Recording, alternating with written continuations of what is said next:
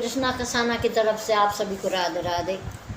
पहले पार्ट में हमने मोची शब्द सुना था कि मोची की शिकायत लेकर पंडा पुजारी राजा के पास गए कि ये कोई तांत्रिक विद्या करके धन कमाकर इसने भवन का निर्माण कर लिया। अब के पार्ट में हम मोची नहीं, अब उन्हें संतों की सेवा करते करते एक नाम मिल गया, संत रविदास। और संत रविदास का ये पाठ अब इस पाठ में सुनेंगे। आइए पाठ शुरू करते हैं। जब पंडा पुजारियों राजा के पास पहुँचे, राजा ने कहा कि बिना कोई हमारे पास सबूत नहीं तो हम इसे कैसे भगा सकते हैं कि ये कोई तांत्रिक विद्या करता है। इसकी परीक्षा भगवान पर छोड़ते हैं कि इसका फैसला भगवान ही करेंगे। और भगवान की एक मूर्ति राजा ने अपने सिंहासन पर विराजमान करके पंडा पुजारी भी बुलाए और संत रविदास भी बुलाए और उनसे कहा कि तुम जो भगवान का उच्चारण करोगे, भगवान का नाम जाप करोगे, जिसकी तरफ भगवान मुँह कर लेंगे वही सच माना जाएगा। पंडा पुजारियों को तो मंत्र उच्चारण करना विधि विधान सब आता था। उन्होंने खूब भगवान की स्तुति गाई, खूब पंडा पुजारियों ने भगवान का वो सब मंत्र उच्चारण किए, लेकिन भगवान ने पलक उठाकर भी उनकी तरफ नहीं देखा। अब आ गई संत रैदास की बारी। संत रैदास जी ने भगवान से प्रार्थना की कि भगवान, ना मैं कोई विधि जानता ना विधान जानता, मैं कुछ नहीं जानता, बस आप मेरे, मैं आपका हूँ। यहाँ मेरी परीक्षा की घड़ी है, आप मुझे जिस हाल में जैसा रखो वैसा रखो।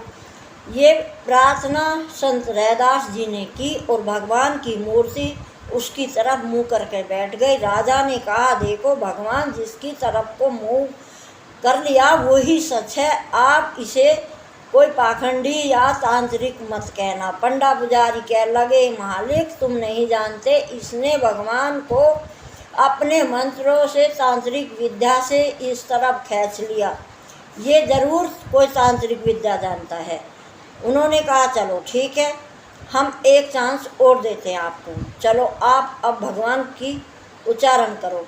फिर पंडा पुजारियों ने सभी ने बड़े ऊंचे सुर से भगवान की खूब मंत्र उच्चारण किए, खूब पाठ, खूब सब अपनी सी कर ली, लेकिन भगवान अभी भी उसकी तरफ नहीं लखाए। फिर आई संत रैदास की बारी।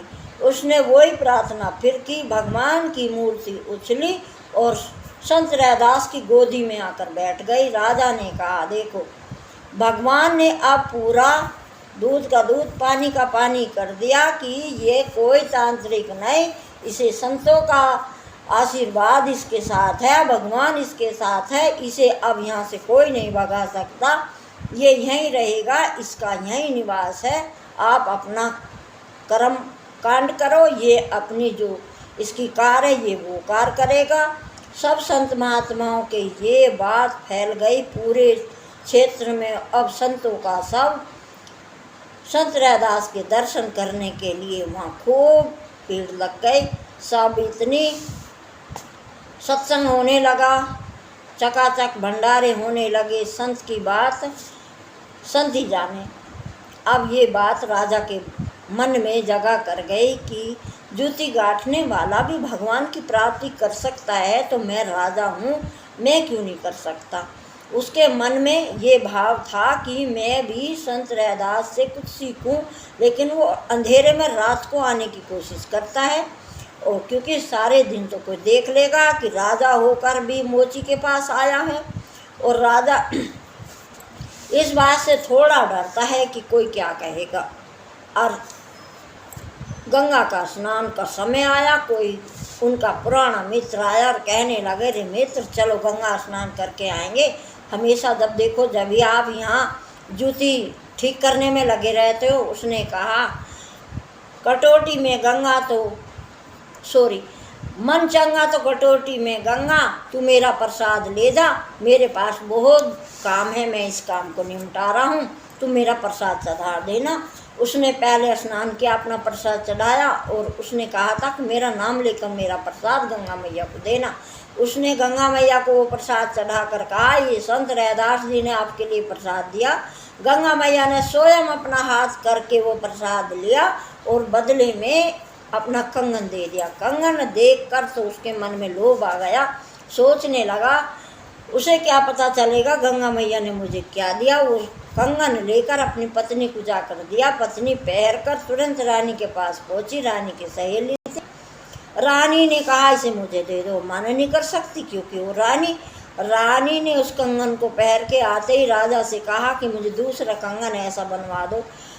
राजा पूरे सुनारों में घूम लिया। सभी सुनार हाथ जोड़कर खड़े हो गए कि महाराज ऐसा अमूल्य कंगन हमने देखा ना सुना, हम इसे नहीं बना सकते। राजा ने रानी से आकर कहा जिसने तुझे एक दिया उससे दूसरा मंगा लो, हम उसकी कीमत दे देंगे। रानी ने उसे बुलाया और उससे कहा कि मुझे दूसरा कंगन चाहिए। उसने कहा अपने पति से कि तुझे दूसरा कंगन चाहिए नहीं। रानी तो रानी है, मुझे जन क्या सज़ा देगी। उसने कहा ये तो मुझे गंगा मैया के ने दिया था रैदास के प्रसाद के नाम से, अब ये मैं नहीं दे सकता। ये बात राजा को पता चली। राजा ने उससे कहा कि जब तुझे प्रसाद में गंगा मैया ऐसा कंगन दे सकती है तो रैदास के नाम पे तो रैदास दूसरा कंगन हमें ला के देवे। अब ये बात रैदास को तो पता ही नहीं थी कि गंगा मैया ने क्या दिया। अब वो राजा रैदास से आकर कहने लगे कि तू जरूर कोई तांत्रिक विद्या करता है। यदि तूने हमें ऐसा कंगन नहीं दिया तो हम तुझे जिंदा मरवा देंगे, कटवा देंगे। तू हमें ऐसा कंगन दे। अब संत रैदास जी ने गंगा मैया से प्रार्थना की कि माँ मुझे तो कोई पता नहीं तूने मुझे क्या दिया क्या नहीं दिया, पर फिर मेरी दोबारा परीक्षा की घड़ी आ गई। मैया मैंने तो तुझे प्रसाद दिया था। वो कंगन राजा से लिया और उस कटोटे में डाल दिया और वो बैठ गया जूती गांठने। थोड़ी देर के बाद राजा ने कहा कि हमें दूसरा कंगन चाहिए। संत रैदास ने अपने कटोटे में हाथ डाला कि उसे आभास हो गया था गंगा मैया का हाथ कटोटे में उसे झनक रहा था, उसे झनकार हो रही थी चूड़ी खनकने की। कटोटे में हाथ डाला और 2 कंगन उसने निकाले और राजा को दे दिए। राजा ने उस कटोटे को बखेरा तो उसमें कुछ नहीं। और राजा के मन में भाव आया कि जब इस जूती गांठने वाले को इतनी प्राप्ति हो चुकी कि गंगा मैया इस कटोटे में आ गई, भगवान की मूर्ति इसकी गोदी में बैठ गए, तो ये तो कोई साधारण संत नहीं। उसके चरणों में प्रणाम करके कहा कि मालिक मुझे कोई नाम दे दो। राजा मोची को सामने हाथ जोड़कर खड़ा है। उसने कहा महाराज आप महाराज हो, इस बनारस नगरी के राजा हो, आपको इस तरह शोभा नहीं देता। यदि आपको नाम आपको कोई ऐसी शक्ति चाहिए तो आप आ जाना कभी किसी दिन समय देखकर। संत रैदास ने राजा को ये कहकर भेज दिया। अब पूरे में उसकी सारी ये बात फैल गई कि संत रैदास की कटोटी में गंगा मैया स्वयं आई।